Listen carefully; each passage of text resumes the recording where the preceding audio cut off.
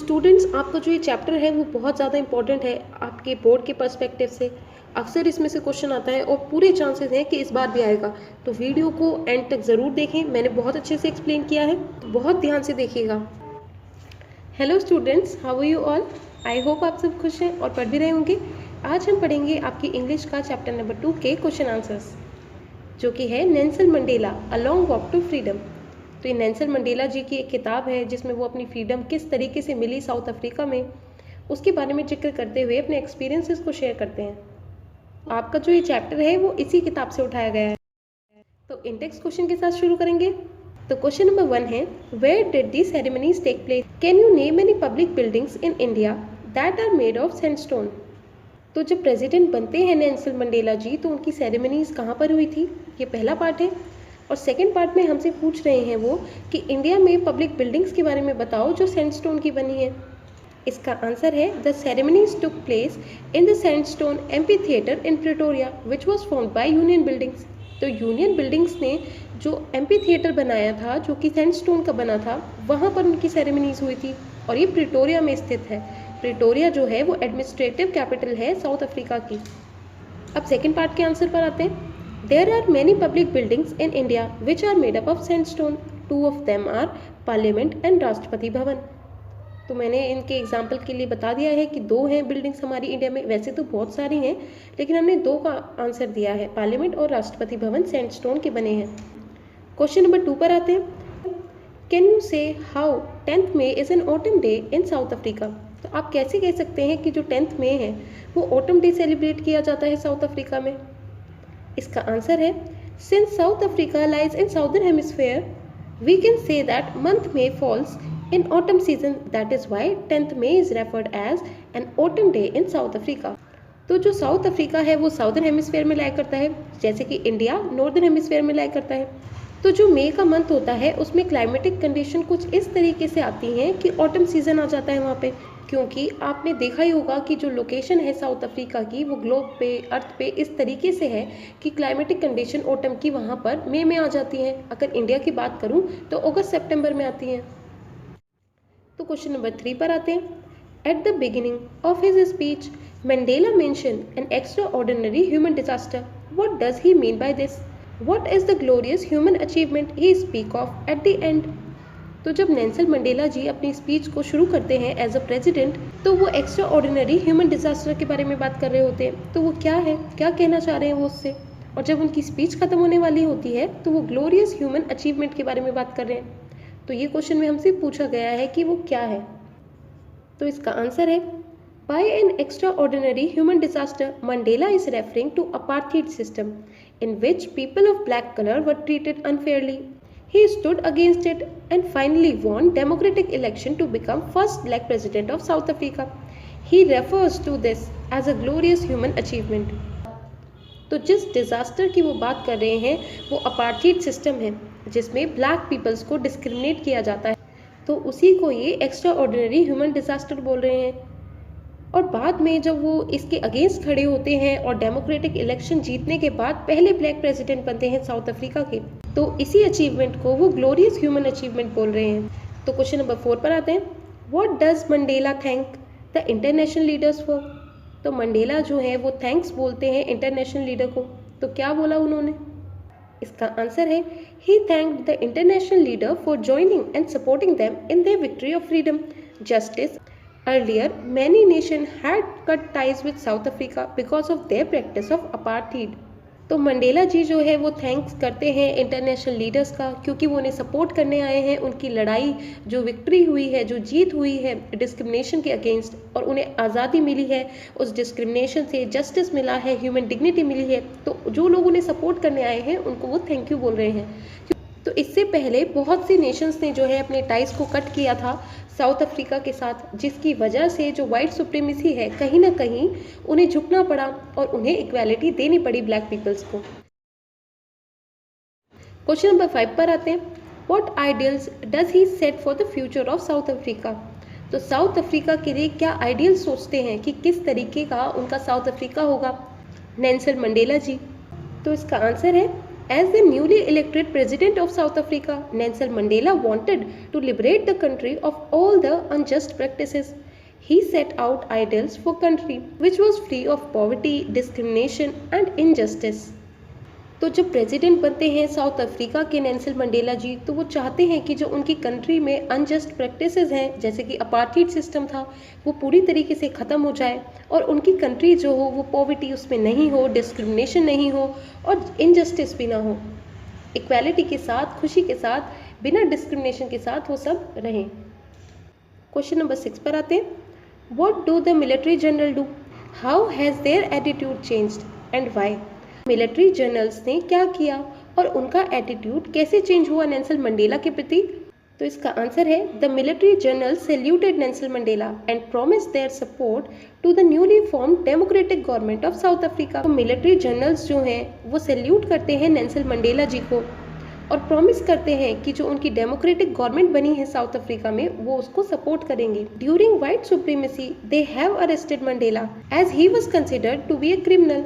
तो white supremacy के दौरान मंडेला जी को उन्होंने ही अरेस्ट किया था, मिलिट्री जनरल्स ने अरेस्ट किया था क्योंकि उस समय वो क्रिमिनल थे।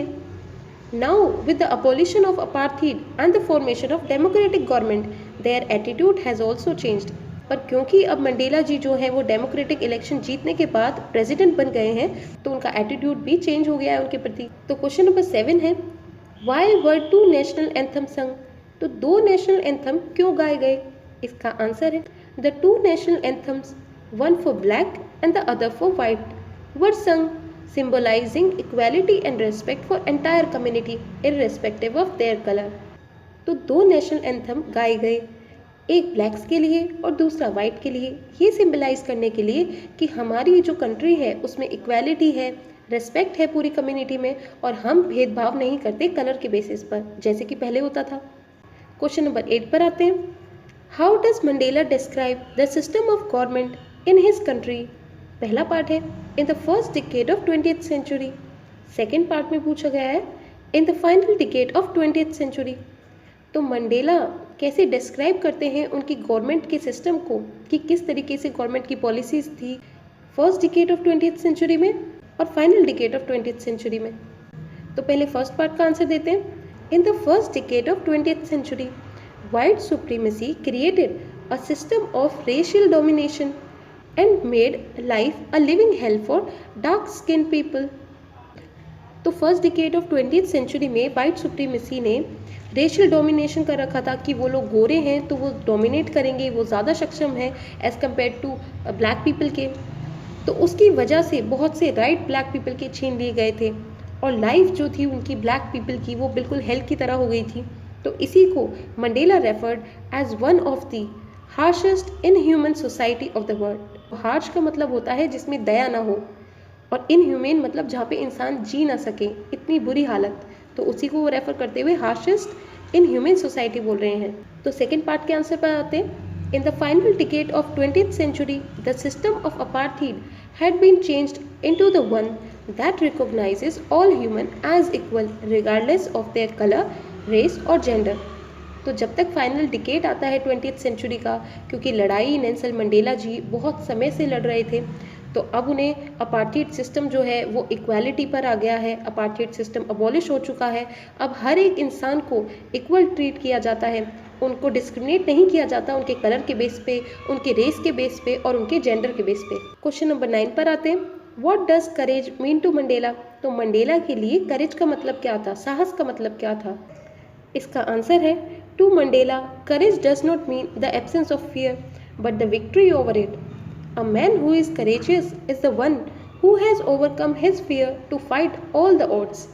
तो मंडेला के अकॉर्डिंग करेजियस पीपल वो होते हैं जो अपने डर का सामना करते हैं और उस पर जीत हासिल करते हैं, ना कि वो लोग जिनको किसी चीज़ से डर नहीं लगता। तो क्वेश्चन नंबर 10 पर आते हैं। Which does he think is natural to love or to hate? तो नेल्सन मंडेला जी के अकॉर्डिंग क्या ज़्यादा नेचुरल है ह्यूमंस के, प्यार करना या नफरत करना? इसका आंसर है he believes love come more naturally to human as compare to hate. No one is born with hate in his heart for another, it is the surrounding which made them to hate each other. तो Mandela ji ये believe करते हैं कि जो प्यार है वो ज़्यादा नेचुरल आता है ह्यूमंस को एज़ कम्पेयर टू हेट। जब हम पैदा होते हैं तो हम किसी के लिए नफरत लेकर पैदा नहीं होते, हम तो सभी को प्यार करते हैं। आपने छोटे बच्चे को भी देखा होगा, वो सबको प्यार से देखता है। लेकिन जब हम बड़े हो जाते हैं तो जो हमारी सराउंडिंग्स हैं, कुछ मिसअंडरस्टैंडिंग्स होती हैं जो हमें एक दूसरे से नफरत करा देती हैं। क्वेश्चन नंबर 11 पर आते हैं। What twin obligations does Mandela mention? तो मंडेला ने 2 ऑब्लिगेशंस के बारे में बात किया है, वो कौन सी हैं? इसका आंसर है according to Mandela every person has twin obligations, one towards his family, parents, wife, children and other towards his people, his community and his country। तो मंडेला के अकॉर्डिंग हर एक पर्सन की 2 रेस्पॉन्सिबिलिटी होती हैं, 2 ऑब्लिगेशन होती हैं जो उसे करनी चाहिए। एक उसकी फैमिली, पेरेंट्स और वाइफ और बच्चों के प्रति, बेसिकली उसकी पूरी फैमिली के प्रति, और दूसरी उसके लोगों के प्रति, उसकी कम्युनिटी के प्रति और उसके देश के प्रति। तो क्वेश्चन नंबर 12 पर आते हैं। What did being free mean to Mandela as a boy and as a student? How does he contrast these transitory freedom with the basic honorable freedoms? तो नेल्सन मंडेला के लिए फ्रीडम का मतलब क्या है जब वो बच्चे हैं और जब वो बड़े हो जाते हैं एज अ स्टूडेंट, और वो कैसे कॉन्ट्रास्ट करते हैं ट्रांजिटरी फ्रीडम्स में और बेसिक ऑनरेबल फ्रीडम्स में? इसका आंसर है for Mandela as a boy freedom was to free to run in the fields near his mother's hut, free to swim in clear stream, free to roast meals under stars. But when he grew up, he realized that the freedom he get as a child were all transitory, and the basic honorable freedom of the people who looked like him is curtailed by white supremacy। तो Mandela जब छोटे बच्चे होते हैं तो उनके लिए freedom का मतलब ये होता है कि वो अपनी माँ की झोपड़ी के आसपास फील्ड्स में चक्कर काट सकें, स्विम कर सकें, अपनी मर्जी से खाना खा सकें रात को बैठकर, कोई उन्हें रोके ना। तो ये उनके लिए फ्रीडम थी। लेकिन जब वो बड़े होते हैं तो उन्हें रियलाइज़ होता है कि जो फ्रीडम उन्हें अब मिली है वो तो ट्रांजिटरी फ्रीडम है, वो तो बेसिक ऑनरेबल फ्रीडम है ही नहीं। बेसिक और ऑनरेबल फ्रीडम्स वो हैं जो हर एक इंसान को अच्छे से जीने के लिए चाहिए, जैसे कि हमारे फंडामेंटल राइट्स हैं इंडिया में। तो इसी तरीके की कुछ राइट्स हैं जो हर एक इंसान को चाहिए। तो ये बोल रहे हैं कि जो फ्रीडम उन्होंने हमें दी थी, वाइट सुप्रीमेसी ने जो फ्रीडम हमें दे रखी थी, वो तो सिर्फ एक इल्यूजन था, ट्रांजिटरी फ्रीडम्स थी, वो तो बेसिक ऑनरेबल फ्रीडम नहीं थी। तो क्वेश्चन नंबर 13 पर आते हैं। Does Mandela think the oppressor is free, why or why not? तो मंडेला क्या सोचते हैं कि जो ऑप्रेसर है, यहाँ पर ऑप्रेसर वाइट सुप्रीमेसी है, तो क्या वो फ्री है? तो इसका आंसर है according to Mandela the oppressor is also a prisoner of hatred. As soon as the oppressed rob the depressed of their freedom, he himself gets robbed of his humanity. Thus he thinks that the oppressor too is not free। तो Mandela के according जो oppressor है वो खुद ही नफरत का शिकार है, बंदी है नफरत का, और जो लोग नफरत करते हैं उन्हीं को बाद में दर्द होता है। तो यहाँ पर वो यही बोल रहे हैं कि जब भी ऑप्रेसर जो है, जैसे कि वाइट सुप्रीमेसी है, वो ब्लैक पीपल की फ्रीडम छीनने की कोशिश करती है, तब वो अपनी इंसानियत को खो देती है, और इंसानियत ही तो हम सबके लिए सबसे ऊपर होनी चाहिए। तो मंडेला जी यही सोचते हैं कि जो ऑप्रेसर है, जो दूसरों को सप्रेस करके उनकी फ्रीडम को छीनता है, वो खुद भी खुश नहीं है, इसीलिए जो ऑप्रेसर है वो खुद भी फ्री नहीं है। तो आपके इंडेक्स क्वेश्चन यहीं पर ख़त्म होते हैं। आई होप आपके लिए वीडियो हेल्पफुल रही हो।